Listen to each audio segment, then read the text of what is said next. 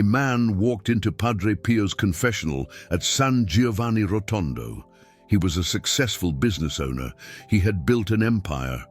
His children attended the best schools. His wife had never needed to work a day in her life. The family lived in a sprawling estate. He had given them everything. Padre Pio looked at him and began to weep. The man was utterly confused. He had expected a blessing, perhaps a word of praise for his generosity. After all, he was considered an exemplary father by everyone who knew him. But Padre Pio said something that shattered that illusion completely. He said, "My son, you've given your family everything, except the one thing that truly matters. And now, it's too late." What Padre Pio saw in that moment revealed a truth that most Catholic parents refuse to face. A truth that can determine not only the eternal destiny of their children, but their own. If you are a parent, what I'm about to reveal in the next few minutes could completely change the way you understand your most important mission. That businessman who entered Padre Pio's confessional in 1955 wasn't a bad man. On the contrary, he was admired by the entire community. A tireless worker, honest in his dealings, faithful to his wife, present at all the important events in his children's lives.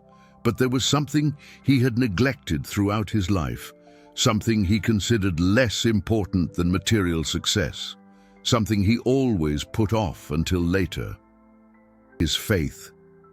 He attended Mass occasionally, more out of social convention than true conviction. He never prayed with his children before bedtime. He never explained the meaning of the sacraments. He never told them stories of the saints. He never taught them the rosary. He never took his family to confession. He thought that was the responsibility of the church, of Sunday school, of religious education, of the priest, of anyone but himself. And now, at 62 years old, all three of his adult children had completely abandoned the faith. One declared himself an atheist. Another was living in sin. His youngest daughter was dabbling in seances, practicing the occult. And the worst part, none of them planned to baptize their own children, his grandchildren. When Padre Pio looked at that man, he didn't just see a successful businessman. He saw the spiritual consequences of decades of neglect. He saw 3 generations drifting away from God. He saw souls walking toward damnation, hell itself. And he wept. Padre Pio said to the man, "You built a house, but you didn't build a domestic church. You fed their bodies, but you let their souls starve. You prepared your children for this life, but you abandoned them in preparation for the next." The businessman began to tremble. Padre Pio continued, "And you know what's the saddest part? You will be held accountable for each and every one of them. Not because God is cruel, but because he entrusted those souls to you. And you handed them over to the world without any spiritual protection." This story, documented in the archives of the monastery of San Giovanni Rotondo, reveals an uncomfortable truth that the modern church rarely preaches. The responsibility for transmitting the faith lies primarily with the parents, not with the priest, not with the Sunday school teacher, not with the school. With the parents, the catechism of the Catholic Church is clear. Parents are the first educators of their children in the faith. It is a sacred duty, it is an irreplaceable mission, and it is a grave sin to neglect it. But how many parents take this seriously? Padre Pio saw hundreds of families pass through San Giovanni Rotondo, and he identified a disturbing pattern. Parents who worked 12 hours a day to give their children material comforts, but didn't have 5 minutes to pray with them. Parents who paid for the best schools, but never opened a Bible at home. Parents who worried about their children's careers, but completely ignored the salvation of their souls. And Padre Pio warned, "You are creating spiritual orphans." The expression is harsh, but accurate. A child can have both parents present, receive all the material love in the world, and still be orphaned spiritually, because no one taught them how to pray, no one introduced them to Jesus, no one showed them the way of salvation, heaven itself. Padre Pio told his fellow brothers about a family that had deeply affected him. It was a seemingly picture-perfect family. The father was a renowned doctor, the mother an elegant and educated woman. They had 4 children, all successful in their professions. The family was envied by everyone in town. But when the father became seriously ill, something terrible happened. The 4 children gathered at the hospital, and when the priest arrived to administer last rites, the children asked him to leave. They said their father had never believed in those things, that it would be hypocrisy to accept the sacraments now, that they respected the memory of a father who was always rational and never succumbed to superstitions. The priest insisted, explained the importance, pleaded. The children were firm. They did not allow it. The father died without the last sacraments, without confession, without the anointing of the sick, without viaticum. When the news reached Padre Pio, he was silent for a long time. Then he said, "That father created his own executioners. He taught his children to live without God, and they let him die without God. He reaped exactly what he sowed." That phrase may seem harsh, but it carries a truth that every father and mother needs to understand. What you teach your children about God will determine how they treat you in the most important moments of your life, and more. It will determine how they raise their children and their children's children. Faith, or the lack thereof, propagates through generations. Padre Pio explained this with a powerful image. He said, imagine a lit torch. If you pass it to your child and he passes it to his child, the light continues. But if you let the torch go out in your generation, all the following generations are born in darkness, and you will be responsible for each and every one of them. This responsibility frightened many parents who heard Padre Pio speak about it. One of them asked, "Padre, but how can I be responsible for the sins of my grandchildren and great-grandchildren? I won't even know them." Padre Pio's response was devastating. He said, "Do you know Adam? No. But you bear the consequences of his sin. Original sin propagates through all generations. In the same way, spiritual neglect propagates. If you don't teach the faith to your child, he won't teach it to his child. And every lost soul in that chain has your name written on the cause." Padre Pio wasn't inventing a new doctrine. He was repeating what Scripture has always taught. In the book of Deuteronomy, God commands parents, "These words I am commanding you today are to be upon your hearts, and you shall teach them diligently to your children, and shall talk of them when you sit in your house, and when you walk by the way, and when you lie down, and when you rise." Sitting in your house, walking by the way, lying down, rising up. In other words, all the time.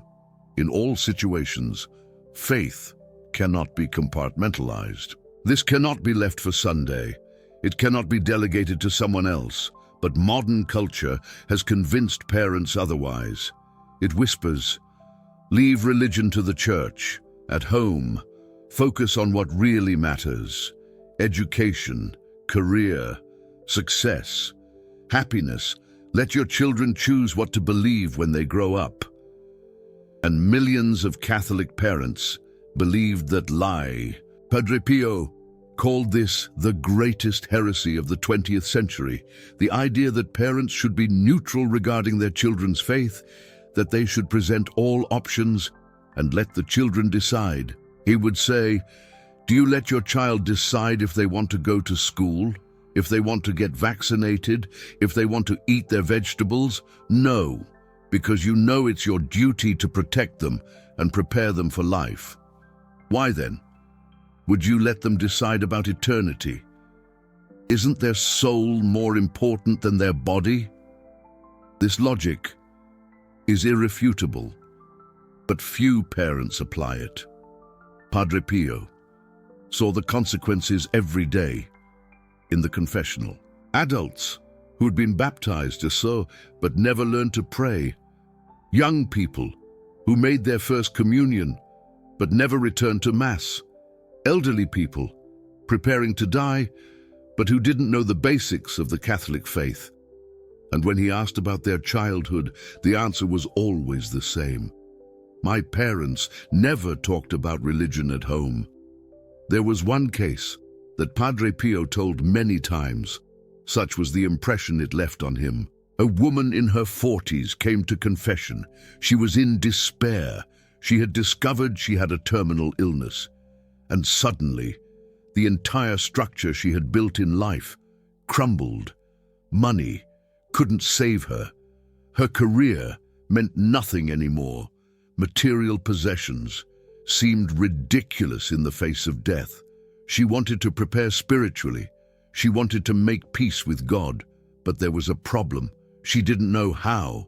She told Padre Pio, "Father, I was baptized. I made my first communion, but my parents never taught me anything beyond that. I don't know how to really pray. I don't know how to properly confess. I don't know what the Church teaches about death. I'm a Catholic in name only." Padre Pio spent hours with that woman. He taught her how to pray. He explained the sacraments. He prepared her for death. But afterward, he said to his fellow brothers, that woman lived 40 years as a spiritual orphan. Her parents abandoned her at the church door as a child and never came back for her. And now, facing death, she had to learn in weeks what she should have absorbed throughout her entire life. Padre Pio's experience in the confessional revealed something that few priests had the courage to say in public. The vast majority of Catholics who abandon the faith in adulthood don't do so because of intellectual arguments. They don't abandon it because they read Nietzsche or because they were convinced by militant atheists. They abandon it because they never had real faith to begin with. They had rituals. They had sacraments, they had the appearance of religion, but they never had the substance. They never had a personal relationship with Christ. They never experienced the presence of God in a real way. And the main reason for this is that their parents never showed them what it means to live the faith. Padre Pio would say, a child learns more by watching their parents than by listening to sermons. If they see their father kneel in prayer every night, they understand that prayer is important. If they see their mother cry with emotion at Mass, they understand that something sacred is happening there. If they see their parents go to confession regularly, they understand that the sacrament has power. But if they never see any of this, what conclusion will they draw? That religion is formality, that faith is a social convention, that God is a distant concept, not a living presence. And when that child grows up, they will abandon the formality without any remorse, because they never had the reality. Padre Pio identified 3 fatal mistakes that Catholic parents make in transmitting the faith. The first mistake is total delegation. It's the parent who thinks their responsibility ends when they enroll their child in Sunday school, who thinks the priest will take care of it, that the Catholic school will handle it, that the devout grandmother will meet the spiritual need. Padre Pio was emphatic. No one can replace the father and mother in religious education. The priest can teach doctrine, the Sunday school teacher can explain the sacraments, but only the parents can show what it means to live the faith day to day. And if they don't do it, no one else can. The second mistake is negative example. It's the parent who sends their child to Mass but doesn't go along, who forces them to pray but is never seen praying, who talks about God but lives as if he didn't exist. Padre Pio would say, a child has a hypocrisy detector, more precise than any machine. If you say one thing and do another, they will learn to do the same. And eventually, they will conclude that everything you taught them was a lie. The third mistake is silence. It's the parent who simply doesn't talk about God, not through active rejection, but through negligence, because they think it's a private matter, because they are ashamed, because they don't know how to approach the topic. Padre Pio warned, silence about God is not neutral. It's a message.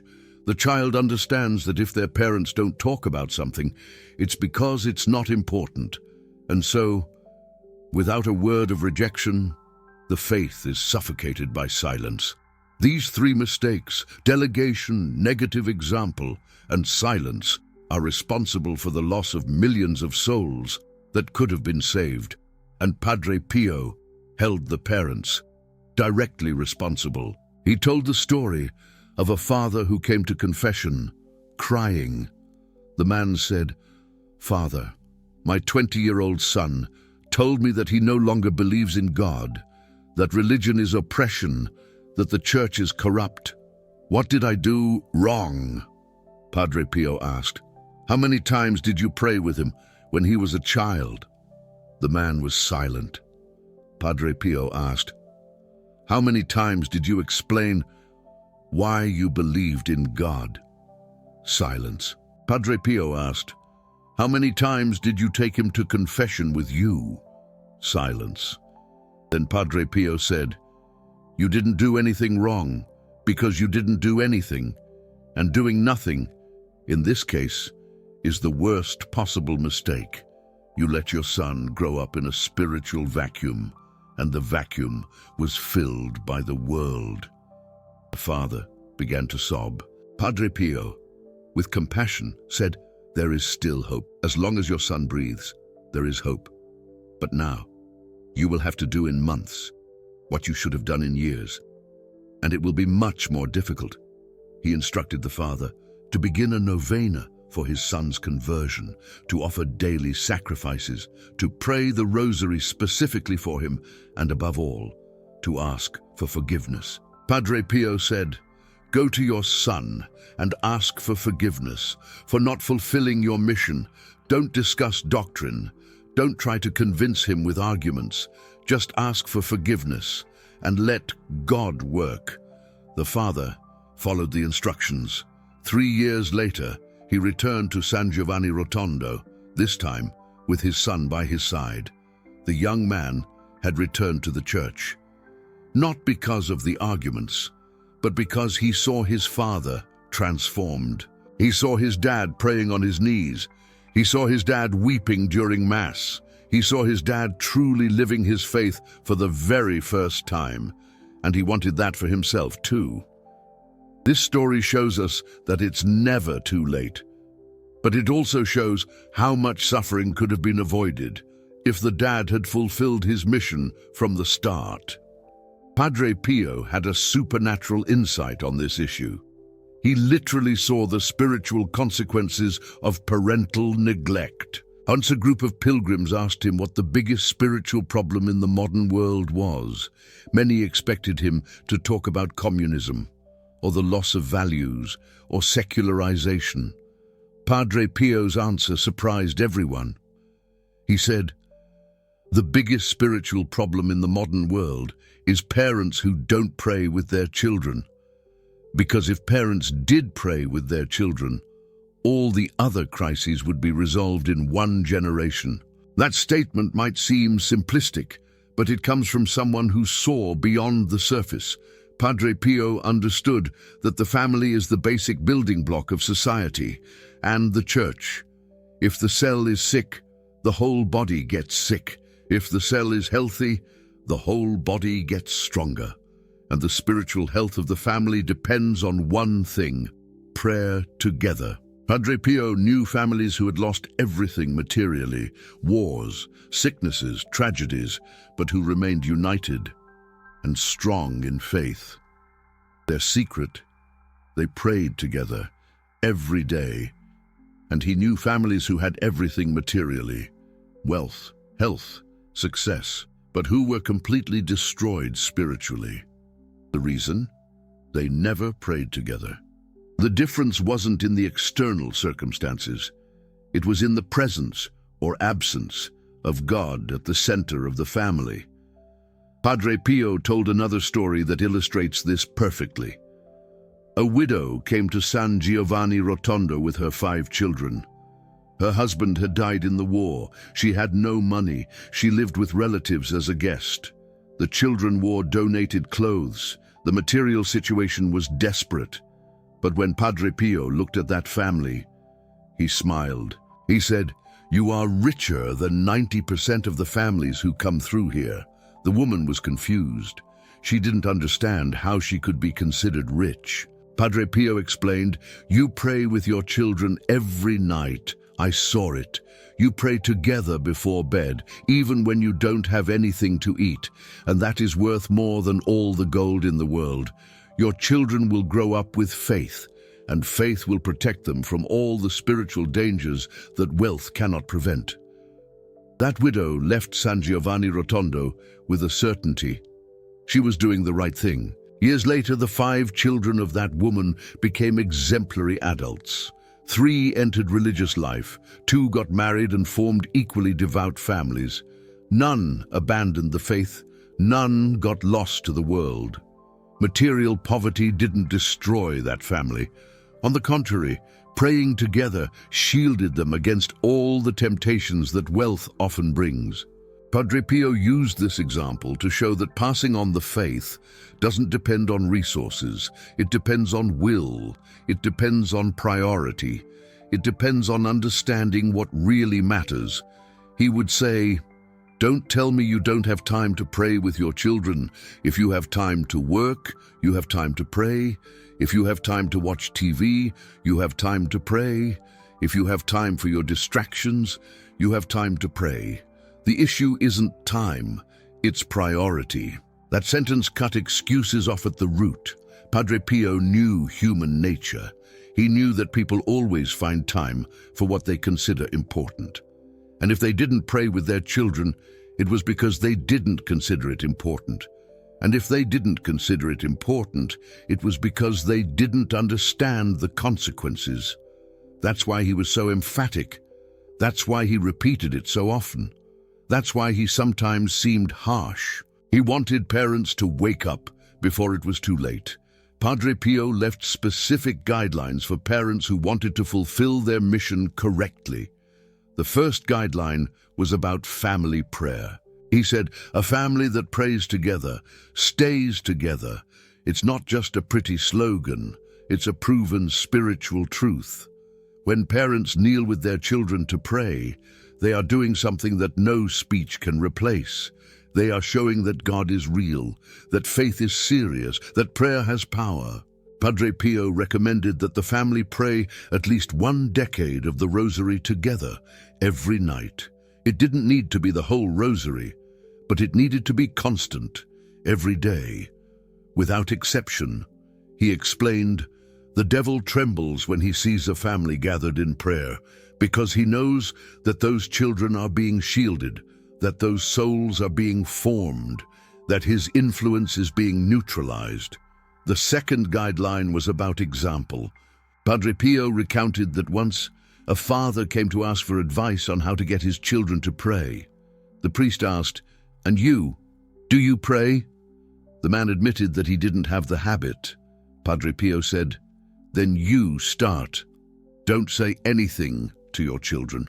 Just start praying every day at the same time and in the same place where they can see you, and wait." The father obeyed. He started praying the rosary every night in the living room, after dinner. In the first week, the children ignored him. In the second, they started to look with curiosity. In the third, the youngest sat next to him. In the fourth, all 3 were participating. No words were necessary. The example did the work. Padre Pio said, "Children imitate what they see, not what they hear." If you want children of faith, be a parent of faith. The rest happens naturally. The third guideline was about conversations about God. Padre Pio lamented that most Catholic parents never talked about faith with their children, outside the formal context of Mass or Sunday school. He encouraged, "Talk about God during dinner. Tell stories of saints before bed. Explain the meaning of liturgical feasts. Show how God acts in everyday life. Padre Pio gave a practical example. When something good happened in the family, the parents should say, "Let's thank God for this." When something difficult happened, they should say, "Let's ask for God's help." This makes the child understand that God isn't a distant being, reserved for special occasions.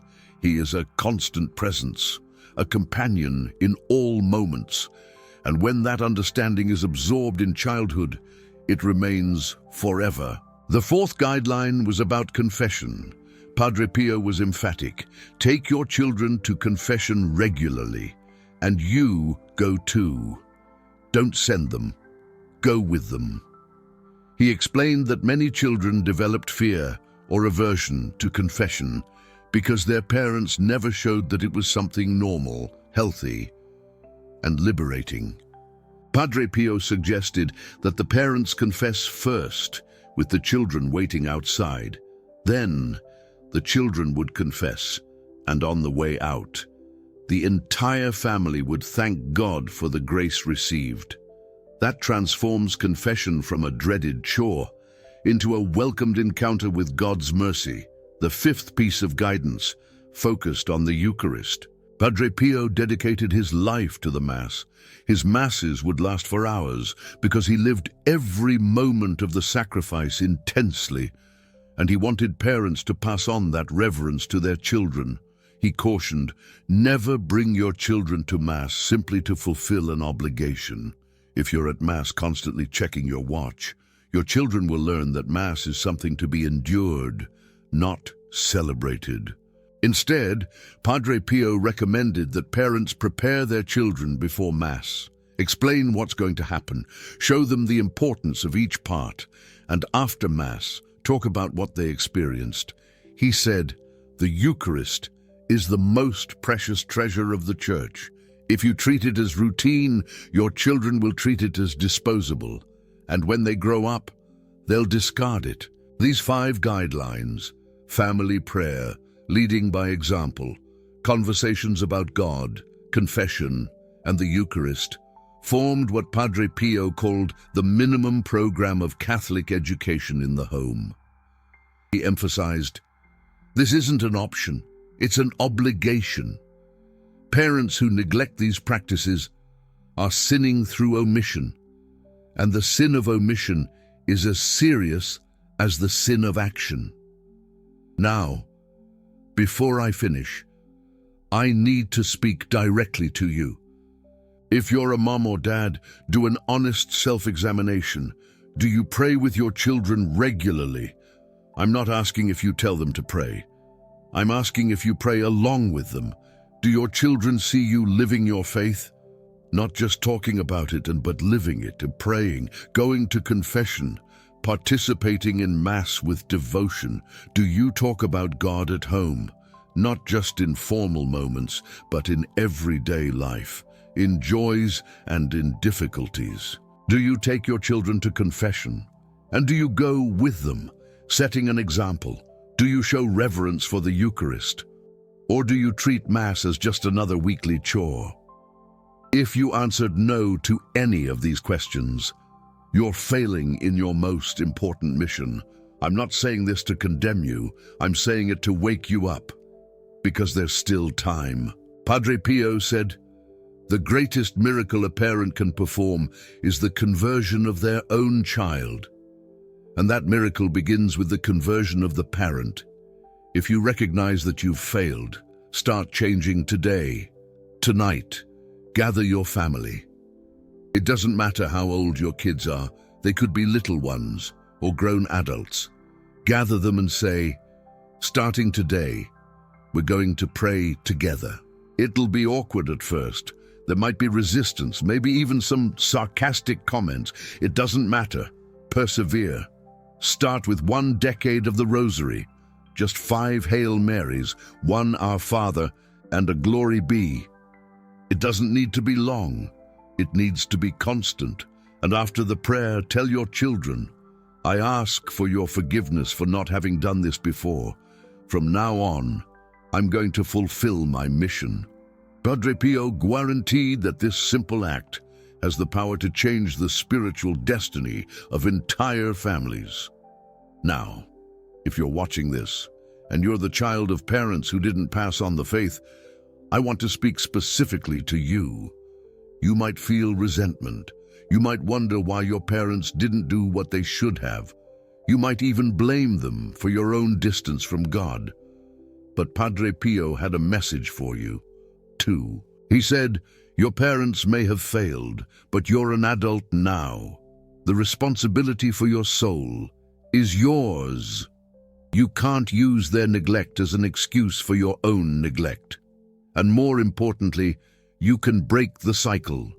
If your parents didn't pass on the faith, you can pass it on to your children. The chain might have been broken, but you can restart it. The torch might have gone out, but you can light it again. And when you do that, you won't just save the souls of your children. You'll save the souls of your grandchildren, your great-grandchildren, of generations that haven't even been born yet. That's the magnitude of the mission that's in your hands. Padre Pio saw this responsibility with supernatural clarity, and that's why he was so emphatic when talking about it. Shortly before he died, in 1968, Padre Pio gave one last message about the family. He said, the future of the Church depends on families. If families are holy, the Church will be holy. If families abandon God, the Church will enter a crisis. And the holiness of families depends on the parents, not the priests, not the bishops, the parents. That prophecy has been fulfilled in a chilling way. In the decades following Padre Pio's death, religious practice plummeted, churches emptied, seminaries closed.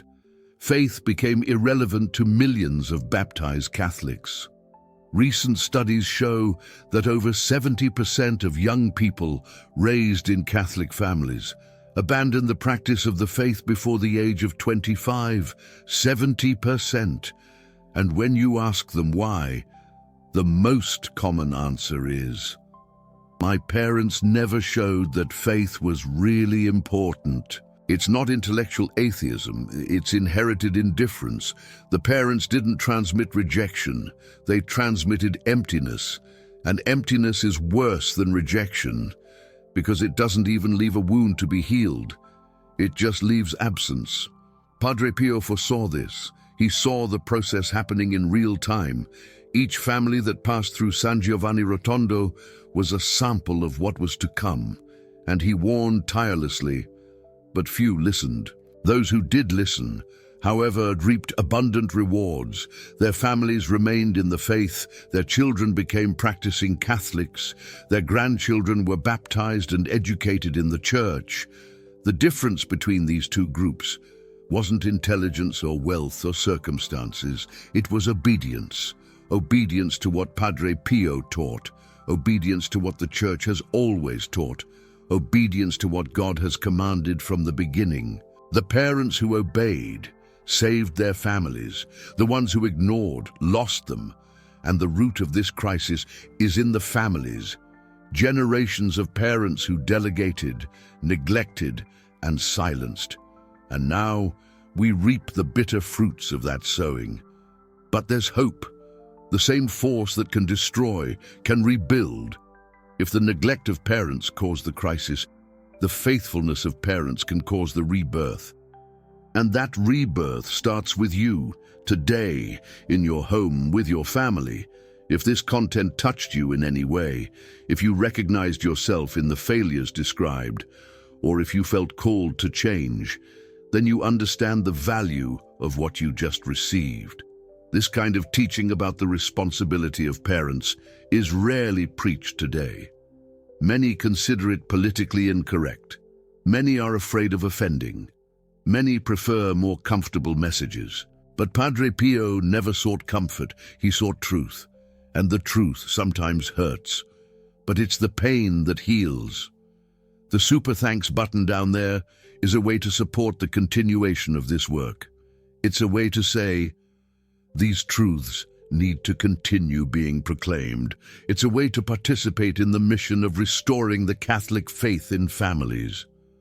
Every contribution allows more parents to hear this message, more families to be awakened, more generations to be saved. If you feel in your heart that this is important, don't ignore that feeling. It's the Holy Spirit speaking to you.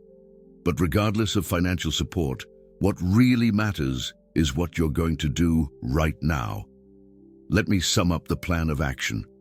If you're a mom or a dad, start family prayer today, not tomorrow, not next month. Today. If you are the child of parents who didn't pass down the faith, take responsibility for your own soul and commit to breaking the cycle with your children. If you don't have kids yet, prepare yourself now. Learn how to truly live your faith so you can pass it on when the time comes. And everyone, without exception, pray for parents, for the conversion of those who have failed, for the strengthening of those who are struggling, for the protection of those who are persevering. Now, before you go, I need to ask you a question. What's your situation? Are you a parent who has passed down the faith? A parent who has failed and wants to start again? A child who didn't receive the faith from their parents? A child who received it and is grateful? Write one of these 4 words in the comments. Transmitted, failed, didn't receive, received. This simple response helps us understand who is watching, and more importantly, it helps you verbalize your situation. And verbalizing is the first step to taking action. If you wrote failed or didn't receive, don't despair. Padre Pio used to say, while there's life, there's hope. And while there's hope, there's the possibility of conversion. Start today. God doesn't expect perfection. He expects a beginning. He expects a willing heart, a father or a mother who says, Lord, I have failed, but I want to start again. Help me to transmit the faith that I myself need to rediscover. That humble prayer has power. Padre Pio guaranteed that God never ignores a parent who asks for help to save their children's souls. And remember the words of Padre Pio. Pray, hope, and don't worry. Worry is useless. God is merciful and will hear your prayer. May Our Lady, Mother of all families, intercede for you. May Saint Joseph, the model for all father, inspire you. And may Padre Pio, from heaven where he is, continue guiding families closer to God. May the peace of Christ be with you, and may God's blessing descend upon your family now and forever.